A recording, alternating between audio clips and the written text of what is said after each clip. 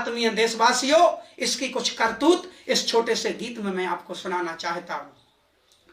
कि ऋषि राज की सुनकर वाणी, ऋषि राज की सुनकर वाणी, लग गया जिसको दंस है।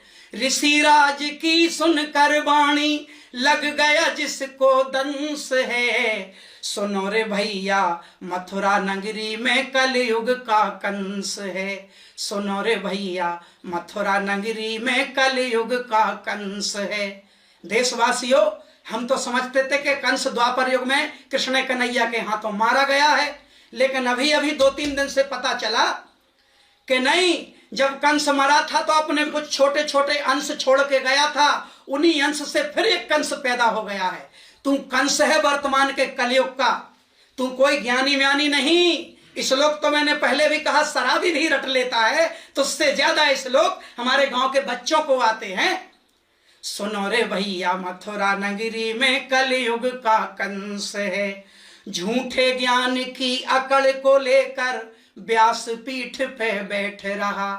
झूठे ज्ञान की अकड़ को लेकर व्यास पीठ पे बैठ रहा। लेके नाम राधा मैया का भक्तों से धन ऐंठ रहा। मेरे गुरुवर के लिए क्या कह रहा था कि भाइयों बहनों, मैंने सब कुछ पता कर लिया है। इनकी स्टील फर्नीचर की दुकान थी। अरे अज्ञानी काले कौए बिना सींगों के साड़, हाँ, मेरे गुरुवर की स्टील फर्नीचर की दुकान थी। इससे सिद्ध होता है, ज्ञान ले ले थोड़ा बहुत, इससे सिद्ध होता है कि जब से परमहंस योगीराज श्री शक्ति पुत्र जी महाराज ने बचपन के कुछ वर्षों के बाद जब से अपनी अध्यात्म तप की यात्रा की थी, तब से गुरुवर ने अपने आप को कुछ व्यवसाय से जोड़ के रखा था, ताकि अपने कर्म बल से उपार्जित धन से वो स्वयं का जीव को उपार्जन करते हैं और उसमें से कुछ निकालकर भक्तों के कल्याण के लिए भी लगाते हैं, दीनहीनों की मदद भी करते हैं, क्योंकि उन्होंने अपने आप को कुछ ना कुछ व्यवसाय से जोड़ रखा था। तेरे जैसी अधर्म की कमाई नहीं खाते मेरे गुरुवर, तेरे जैसे भक्तों के चढ़ावा पे अपना जीवन यापन नहीं करते मेरे गुरुवर। और गुरुवर क्या अपने शिष्यों को भी गुरुवर ने आदेश दिया है कि जितना भी कमाते हो उसका 10% किसी गरीब की शादी में, या कोई बिना कपड़ों के जा रहा है तो उसकी मदद कर दो, या और भी समाज सुधार के कोई भी कार्य हैं तो हम सब लोग भी अपने जीवन की कमाई का 10वां हिस्सा परोपकार में खर्च करते हैं। बता रहा है कि स्टील फर्नीचर की दुकान थी। ये बहुत बड़ी जानकारी बता दी तूने। ये तो सारे भक्त जानते हैं कि हमारे गुरुवर की शहडोल में स्टील फर्नीचर की दुकान थी, और वहां भी तब तो उस दुकान में भी 10-20 लोग ईमानदारी की रोटी कमाया करते थे, खाते थे। गुरुवर ने वही रास्ता तय किया है। झूठे ज्ञान की अकड़ को लेकर व्यास पीठ पे बैठ रहा। लेके नाम राधा रानी का भक्तों से धन ऐंठ रहा। नहीं करे स्वीकार जो राधा रानी माँ का अंश है। यही तो सच्चाई है भाई। तेरा क्या बिगड़ गया? बार बार कह रहा है किशोरी जू का अपमान किया, किशोरी जू का अपमान किया। किशोरी जू तेरे बाप की मिल्कियत नहीं, हमारी भी है किशोरी जू। इन लाखों लाखों सनातनियों की है किशोरी जू, लेकिन मूल सत्य की तरफ इंगित किया गुरुवर ने कि मूल तत्व कोई और है, ये अंश है, इसमें क्या बुरा कहा। और जब जब जहां जरूरत पड़ेगी वहां मुखरता से मेरे गुरुवर बोलते हैं। दिल्ली में महाशंखनाद हुआ तो दिल्ली में बोले, रायपुर में महाशंखनाद हुआ तो रायपुर में बोले, लखनऊ में महाशंखनाद हुआ तो लखनऊ में बोले, भोपाल में महाशंखनाद हुआ तो भोपाल में बोले, चंडीगढ़ में महाशंखनाद हुआ तो चंडीगढ़ में बोले। तू क्या समझता है तेरे जैसे कुएं के मेंढक जैसा दायरा नहीं गुरुवर का। गुरुवर विराट हैं और गुरुवर साधनाओं को, योग को, शक्ति साधकों को विस्तार दे रहे हैं। अरे नहीं करे स्वीकार जो राधा रानी माँ का अंश है। सुनो रे भैया मथुरा नगरी में कलयुग का कंस है। खुद को ज्ञानी कहता फिर भी शब्दों का ना होश रहा। इससे संस्कार पता चलते हैं तेरे, जो गुरुवर के लिए अपशब्दों का उपयोग किया। इससे मैं तो दंग रह गया कि कोई वेद पढ़कर यह स्थिति प्राप्त करता है तेरे जैसी। वेद क्या सिखलाते हैं, वेदों में क्या मूल सार छिपा है, मैं बताता हूं। बहुत श्लोक सुनाए तूने पिछले 3-4 वीडियो में, मैं बताता हूं, यही श्लोक बताता रहा। समस्त सनातनियों से निवेदन है, वेद व्यास जी, महर्षि वेद व्यास जी, जिन्होंने 18 पुराणों की रचना की थी, उन्होंने साथ में यह भी कह दिया था कि ये पुराण हमने हम जैसों के लिए ही बनाए हैं और आम समाज के लिए तो सिर्फ इतना लिख रहा हूं, अष्टादश पुराणेषु व्यासस्य वचन द्वयम् परोपकारः पुण्याय पापाय परपीडनम। ये व्यास जी का ही लिखा हुआ है। अष्टादश पुराणेषु व्यासस्य वचन द्वयम्, मैं व्यास जी 18 पुराणों में 2 ही वचन बोलता हूं। अष्टादश पुराणेषु व्यासस्य वचन द्वयम् परोपकारः पुण्याय, परोपकार करोगे तो पुण्य मिलेगा, और पापाय परपीडनम, दूसरे को पीड़ा पहुंचाओगे तो पाप लगेगा। यह है मूल सत्य। यही सत्य गुरुदेव जी समाज को बता रहे हैं। बाकी तो विस्तार है, परमात्मा की माया है, जगदीश्वरी परमेश्वरी की माया है, उसका तो कोई पार नहीं है, लेकिन बाकी विस्तार है। लेकिन उन पवित्र ग्रंथों को भी तुम जैसे चाटुकारों ने मात्र रोजी रोटी का जरिया बना लिया और कृष्ण को छलिया, राधा को रसिया बना के रख दिया। अगर इतना ही मां का स्वरूप मानते हो तो उनकी मूल स्थिति समाज को बताओ, तुमने समझी हो तो।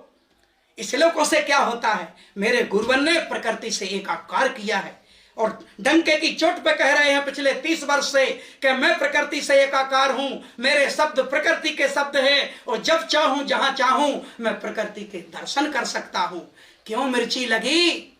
तुमने क्या पाया? तुमने किया राधा रानी से एकाकार, तुमने किया वेदों का एकाद मंत्र सिद्ध, चले हैं अश्लील शब्द बोलने।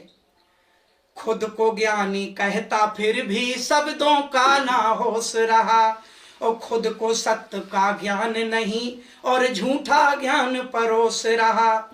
झूठे ज्ञान की लंका का, झूठे ज्ञान की लंका का निश्चित होना विध्वंस है। लाल बंदर सोच रहा होगा ऐसा कहने से बहुत सारे हमारी तरफ आ जाएंगे।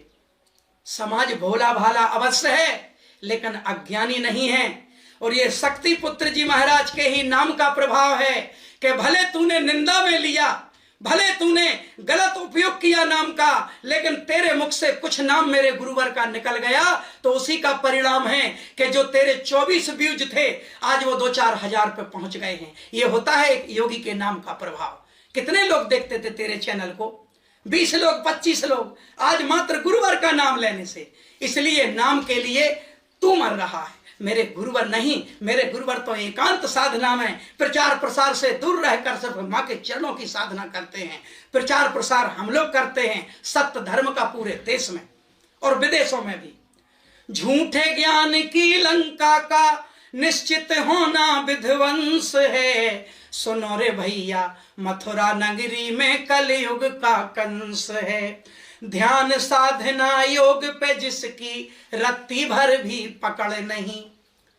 4 बजे उठ के ब्रह्म मुहूर्त में साधना करके जब सूर्य निकलता है तब गुरुवर के सारे शिष्यों की साधना हो चुकी होती है विश्व कल्याण के लिए।